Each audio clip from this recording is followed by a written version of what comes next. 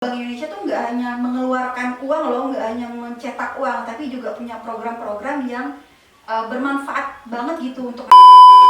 Assalamualaikum, halo teman-teman, kembali lagi di Tepoci tentang podcast KPI dengan saya Rina Melati Oktavia sebagai presenter hari ini. Hari ini kita kedatangan tamu yaitu Neneng Sri Septia. Hai semuanya. Hai.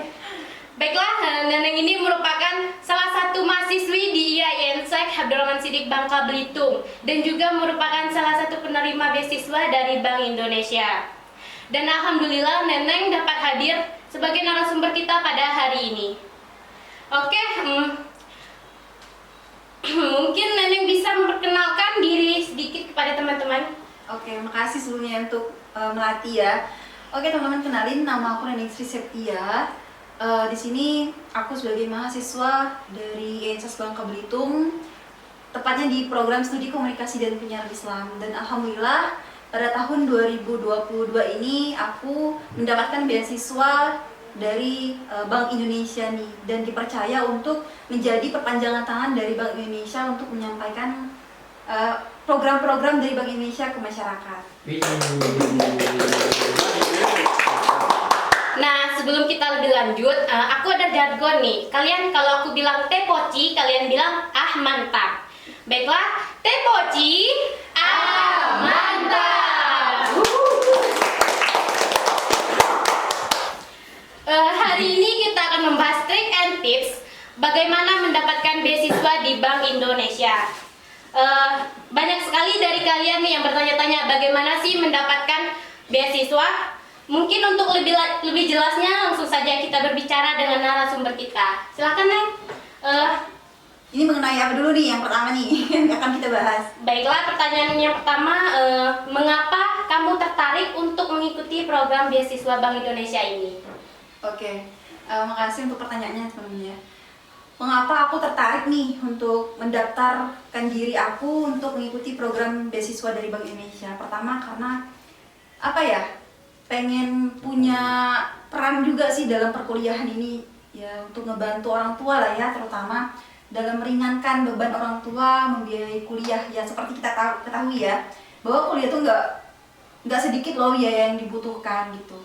Itu pertama. Kedua ya, kalau ada peluang kenapa nggak dimanfaatkan gitu kan. Dan itu lumayan besar sih dana atau uang yang didapatkan dari beasiswa ini.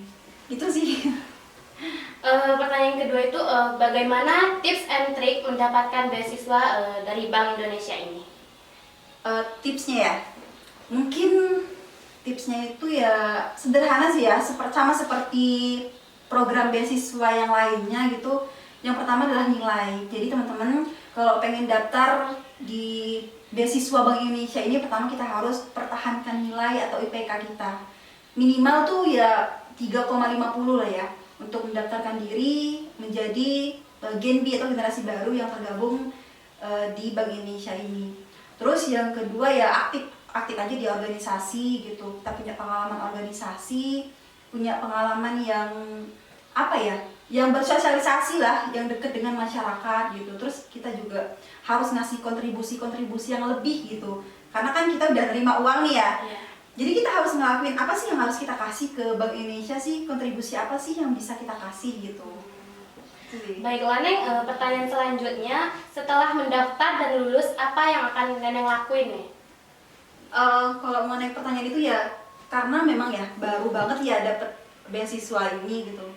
Baru berjalan berapa bulan ya, dari Juli, Agustus, September, sekarang Oktober ya, baru 3 bulan lebih lah ya. Dan itu untuk sejauh ini sih ngasih kontribusi yang apa ya, yang sebisa aja sih, kayak ngelakuin program-program gitu kan di Gen B itu sendiri kan, di generasi baru Indonesia itu punya Komsat nih. Komsat itu komisariat. Nah, komisariat ini punya program-programnya sendiri nih yang akan dilakukan. Tapi program-programnya itu program yang ada hubungannya dengan masyarakat. Tapi di dalam program itu kita juga harus mencakup tugas-tugas atau fungsi-fungsi dari Bank Indonesia gitu. Bagaimana cara kita memperkenalkan Bank Indonesia nih, program dari Bank Indonesia ke masyarakat luas, biar masyarakat tahu Bank Indonesia tuh nggak hanya mengeluarkan uang loh, nggak hanya mencetak uang, tapi juga punya program-program yang bermanfaat banget gitu untuk masyarakat. Gitu sih, untuk selebihnya ya ikutin arus aja gitu. Oke. Terus mengapa Neneng layak mendapatkan beasiswa ini? Mungkin ini agak sedikit apa ya? Sedikit apa ya bahasanya ya? Agak sedikit pede lah ya kalau misalkan aku berbicara mengenai kenapa aku layak gitu. Mungkin karena memang aku memenuhi kualifikasi ya, kualifikasi baik itu dari administrasi, dari itu wawancara. Karena kan untuk mendaftar beasiswa ini tuh nggak hanya kita memenuhi persyaratan-persyaratan, tapi ada proses-proses di baliknya gitu. Entah itu kita harus administrasi yang harus benar-benar ngasih data yang lengkap gitu, yang sesuai dengan data pribadi kita. Entah itu kita harus wawancara yang dikasih pertanyaan-pertanyaan sama pewawancaranya gitu. Dan aku ngerasa emang effort atau perjuangan aku untuk mendapatkan beasiswa ini tuh emang besar. Makanya aku kayak, oh wajar sih aku dapat, soalnya perjuangan aku juga udah maksimal gitu. Kalau berbicara percaya dirinya ya, tapi itu balik lagi sih, mungkin memang memenuhi kualifikasi dari Bank Indonesia. Terus nih pertanyaan terakhir, ada 1 atau 2 pesan pada teman-teman yang lagi ngejar beasiswa Bank Indonesia? Kalau pesan sih, mungkin saran ya buat teman-teman di luar sana, mungkin mahasiswa semester 3 ya kalau sekarang ya, yang pengen ngejar banget beasiswa dari Bank Indonesia. Pertama ya itu tadi sih, pertahanin IPK lah. IPK tuh harus pertahanin banget, jangan sampai turun, jangan sampai kecil gitu. Terus usahakan ya aktif aja di organisasi, nggak harus kok organisasi yang banyak banget ya, tapi minimal ya 1 atau 2 organisasi dan aktif, bener-bener aktif banget ngejalanin peran dan tugas di organisasi tersebut, karena itu masuk persyaratan-persyaratannya ya.